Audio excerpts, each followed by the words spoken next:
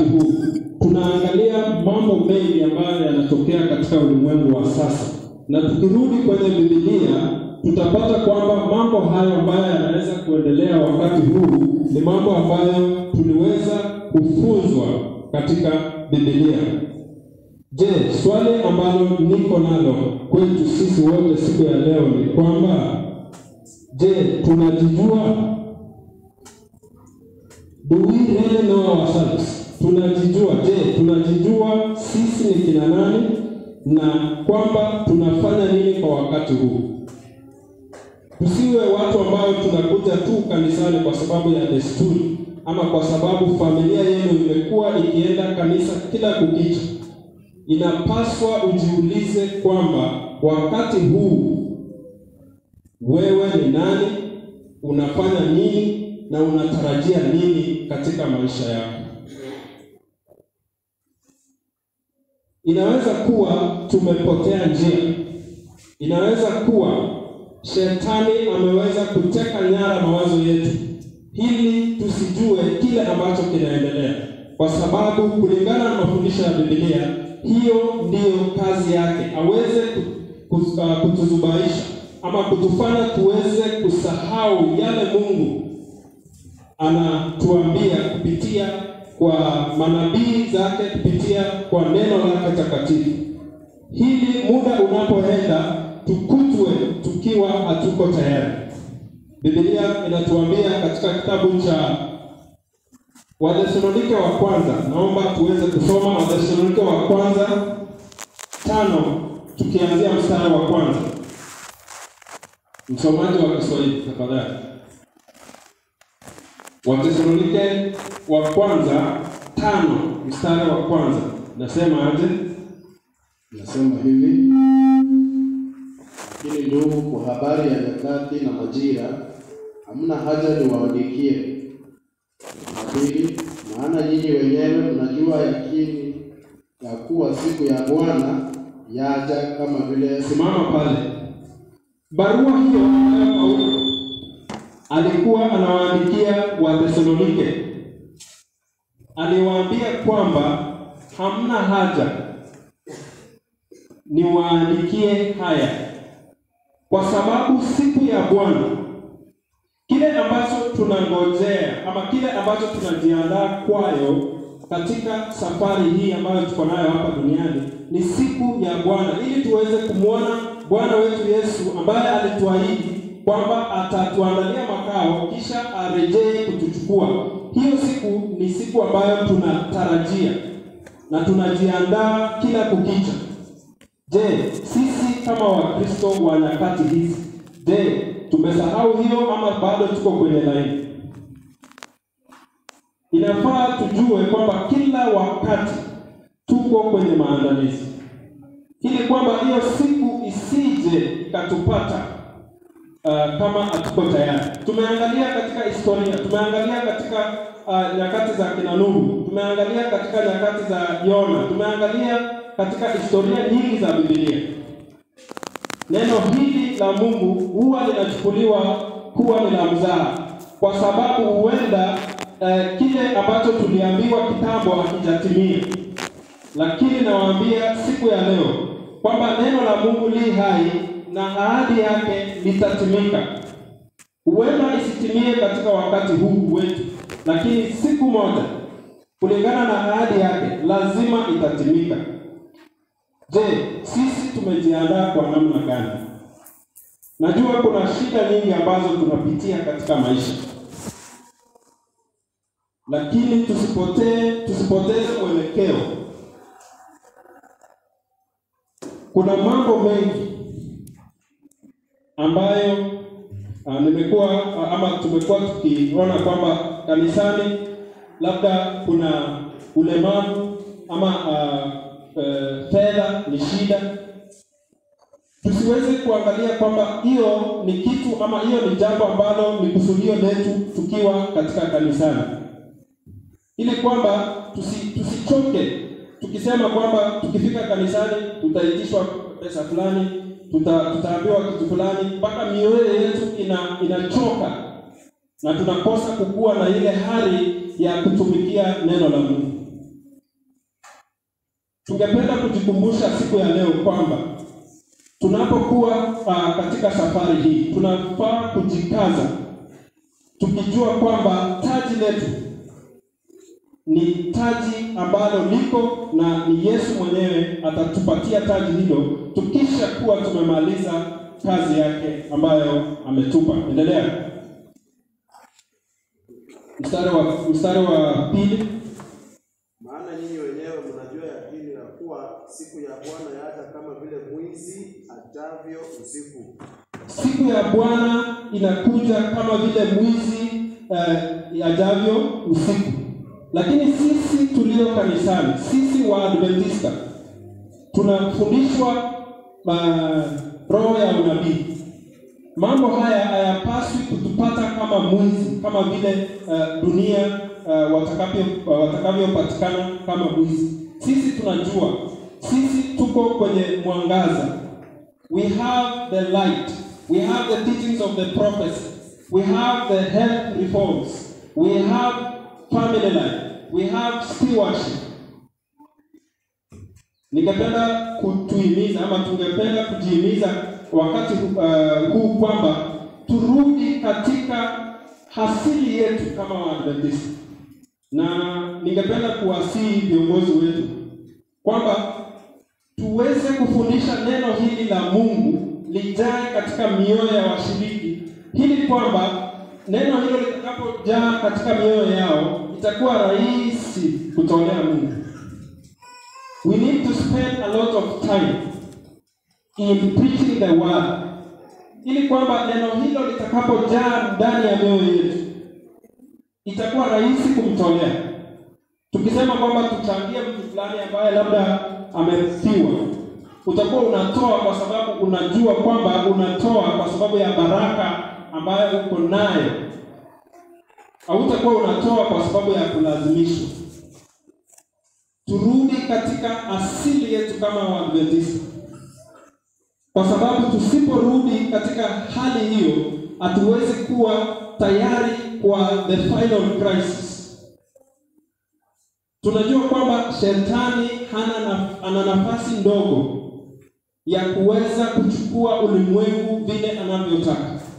Tusipatikane katika halaiki hiyo ambayo tunaambiwa katika mafundisho kwamba watakuwa watu wengi, kwa sababu kazi ya mwovu ni kupotosha wengi.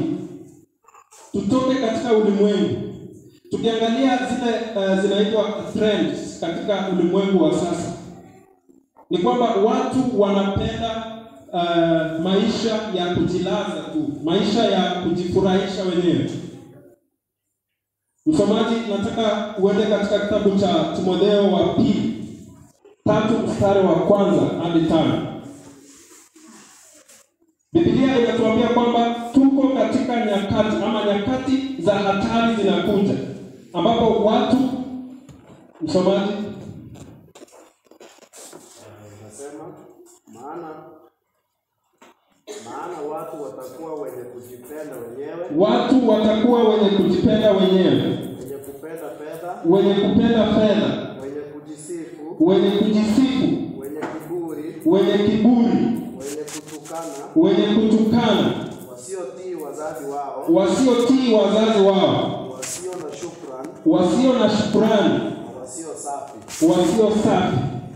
Ni gani kati ya mambo hayo ambayo Biblia imesema ile ambayo haijaonekana katika wakati huu?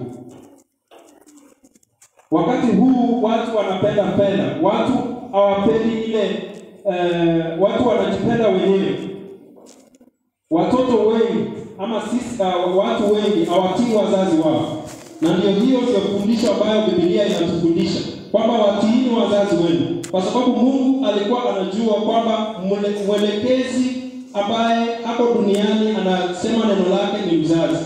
Sasa watoto wa siku hizi hawatii wazazi wao. Je, sisi tuko kanisani kwa sababu ya kukuja tu, ama tuko kanisani kwa kujiandaa kwa kukuja kwa Yesu mara ya pili? Nashukuru yule ambaye ametuambia hadithi ya watoto kwamba kulikuwa na mzazi mmoja ambaye alikuwa ameahidiwa wake anaweza kuja kumchukua siku moja. Na wakati huo ulipofika, aliweza kujiandaa kama vile sisi tunavyojiandaa wakati tunapokea wageni. Akaweza kupika na akaweza kutuma watoto wake kwenda kumchukulia maji mtoni. Watoto wake watatu. Mtoto wa kwanza alipofika mtoni pale, akapata kuna ndege ambaye anaimba kwa sauti nzuri, na akaweza kumwangalia ndege hiyo kwa muda. Mzazi alipoona kwamba mtoto ule hajaweza kurudi, akaweza kutuma mwingine, mtoto wa pili.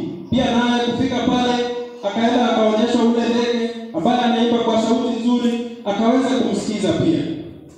Nakumbuka kwamba mume wake hapo njiani anakuja, na alimwahidi kwamba atakapokuja atachukua yeye pamoja na watoto wake na waende katika nchi ambayo mume wake alikuwa.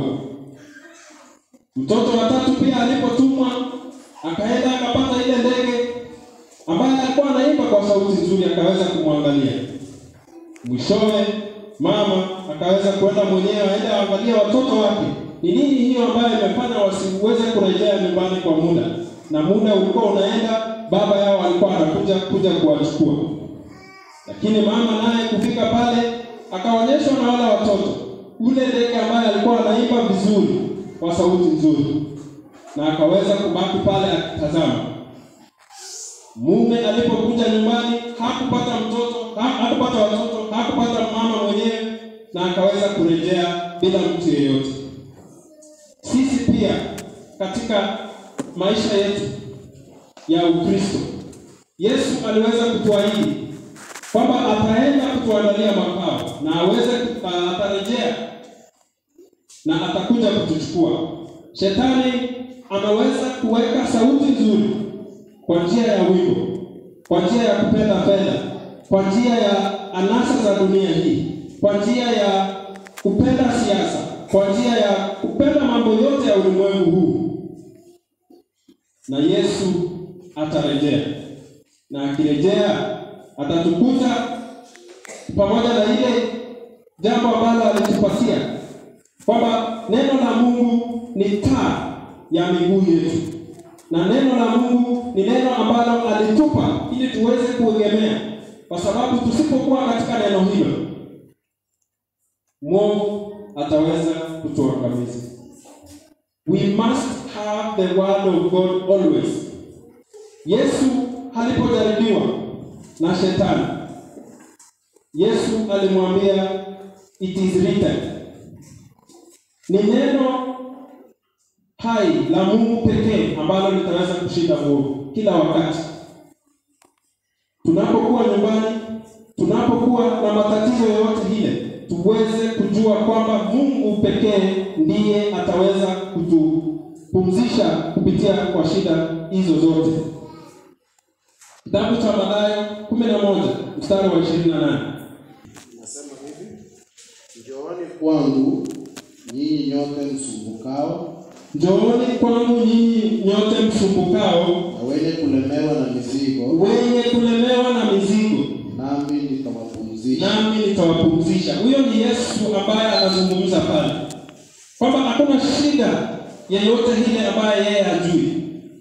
Kitu tu ambacho anasema tufanye ni kwamba tuende kwake, tumruhusu aweze kukaa ndani ya mioyo yetu, ili shida hizi zote ambazo tuko nazo ni yeye atatupumzisha. The fight is his. Yetu tu ni kwamba tujipeane kwake, aweze kutuongoza, aweze kuongoza desires, mahusia zetu zote.